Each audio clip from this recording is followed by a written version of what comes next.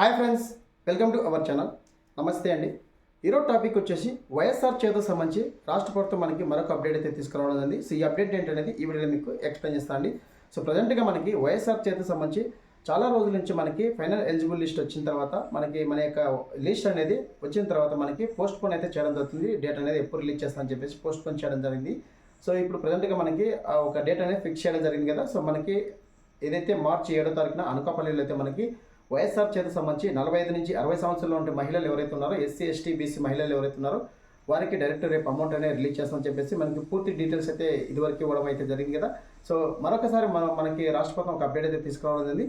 So in case మీరు గతంలో final లిస్ట్లో వచ్చినటువంటి లిస్ట్ ఎవరైతే ఉన్నారో వాళ్ళు అందులో ఇనెలిజిబుల్ అయ్యి ఉంటే కదా, సో వాళ్ళు నిజంగా ఎలిజిబిలిటీ అయ్యి ఉండి, సో మీరు గ్రీవెన్స్ ఏమైనా గ్రామ వార్డు సచివాలయంలో ఉన్నటువంటి డిస్కషన్ ద్వారా ఎన్బిఎం పోర్టల్లో మీరు గ్రీవెన్స్ అప్లై చేసుకుని ఇంటికి అలాంటి వాళ్ళు ఏమైనా లిస్ట్ వచ్చాయా లేదా అని ఒకసారి అయితే చెక్ చేసుకోండి. ఎందుకంటే మరొకసారి మనకి ఈరోజు ఉదయం 11 గంటలకు మనకి మన గ్రామ వార్డు సచివాలయంలో ఉన్నటువంటి వెల్ఫేర్ అసిస్టెంట్ సార్ కానీ మేడం కానీ ఎవరైతే ఉన్నారో వారి యొక్క ఎన్బిఎం పోర్టల్లో మనకి ఈ వైఎస్ఆర్ చేత సంబంధించి ఫైనల్ ఎలిజిబుల్ లిస్టు అలాగే ఇనెలిజిబుల్ లిస్ట్ అయితే అర్హత అనర్హత లిస్ట్ అయితే రిలీజ్ చేయడం జరిగిందండి.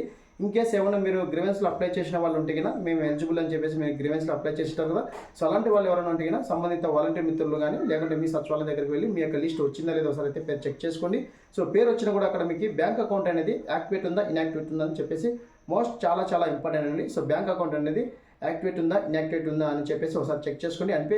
అంటే ఎన్పిసిఐ స్టేటస్ అనేది మీకు లింక్ అయిందా లేదని చెప్పేసి ఒకసారి చెక్ చేసుకోండి. లింక్ లేకుంటే ఏదైతే మీరు బ్యాంక్ డీటెయిల్స్ ఇచ్చారో సో అక్కడికి సంబంధించి మీరు వెంబడి వెళ్ళి మీ యొక్క బ్యాంకుకు వెళ్ళి మీరు ఆధార్కి సంబంధించి ఎన్పిసిఐ స్టేటస్ అని లింక్ చేసుకోండి. సో అలా లింక్ చేసుకున్న వాళ్ళకి రేపు అమౌంట్ అయితే రిలీజ్ చేయడం జరుగుతుంది. సో వైఎస్ఆర్ చేతికి సంబంధించి మీరు ఏమైనా గ్రీవెన్స్లో పెట్టింటికి ఒకసారి అయితే చెక్ చేసుకోండి.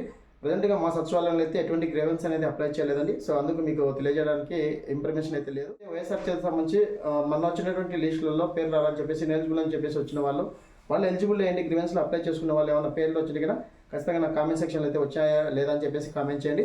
అలాగే ఇప్పుడు ప్రజెంట్గా మనకి లిస్ట్ అయితే రావడం ఉంది. ఒకసారి అయితే మీ గ్రామ సచివాలయంలో మీరు చెక్ చేసుకొని ఇక్కడ మీకు స్క్రీన్ పైన కూడా చూపిస్తాను. సో అలాగే ఇనెలిజిబుల్కి ఇప్పుడు కూడా రావడం జరిగింది. ఇనెలిజిబుల్ సంబంధించి అలాగే అర్హత సంబంధించి రావడం జరిగింది. అనర్హత సంబంధించి లిస్ట్ కూడా రావడం జరిగింది. ఇక్కడ అనర్హత సంబంధించి ఏ కారణం చేత వచ్చాయి అని చెప్పేసి కూడా క్లియర్గా మనకు మెన్షన్ చేయడం జరిగింది. అంటే ఈ వైఎస్ఆర్ చేత అనేది మనకి 45 సంవత్సరాల నుంచి 60 సంవత్సరాల ఉన్నటువంటి ఎస్సీ ఎస్టీ బీసీ మైనార్టీలకు సంబంధించి కాబట్టి 60 సంవత్సరాలు పూర్తయిన వాళ్ళకైతే ఈ వైఎస్ఆర్ చేత అనేది వర్తించదు. అలాగే ఏమైనా ఎలక్ట్రిసిటీ బిల్లు కానీ అంటే 6 స్టెప్ వ్యాల్యూకి సంబంధించి ఏమైనా మీకు లింక్ అయ్యా అని చెప్పేసి కూడా అక్కడ చూపించడం జరుగుతుంది.